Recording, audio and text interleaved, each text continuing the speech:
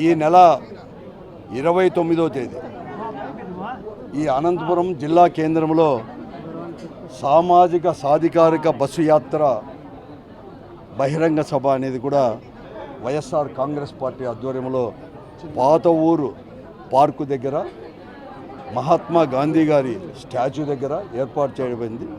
దాన్ని పెద్ద ఎత్తున విజయవంతం చేయాలని చెప్పేసి కూడా కోరుతూనే ఈరోజు ఈ కార్యకర్తల సమావేశం అందరూ కూడా రాష్ట్రంలో జగన్మోహన్ రెడ్డి గారి నాయకత్వంలో 4 సంవత్సరాల 7 మాసాలు కూడా ప్రభుత్వం కూడా ఏర్పడి కూడా పరిపాలన కూడా చేశారు.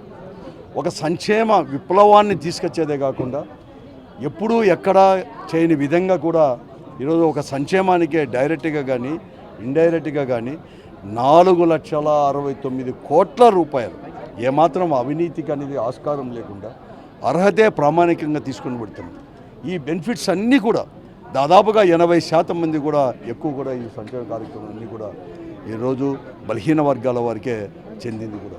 అంతేకాకుండా సామాజికంగా కూడా ఎంతో కూడా వెనుకబడిన బలహీనంగా చూస్తున్న మహిళలకు కూడా వారిని కూడా చేదోడు వాదోడుగా ఉండాలని చెప్పి వారిని కూడా ఒక ఆర్థికంగా కానీ సామాజికంగా కానీ ముందుకు తీసుకురావాలని చెప్పేసి అనేక రకాలు కూడా ఇంటి పట్టా దగ్గర నుంచి ప్రతి ఒక్కరు కూడా ఇచ్చారు. అంటే అనేక ఒక విప్లవాత్మక ఇవన్నీ తీసుకొని రావడం జరిగింది.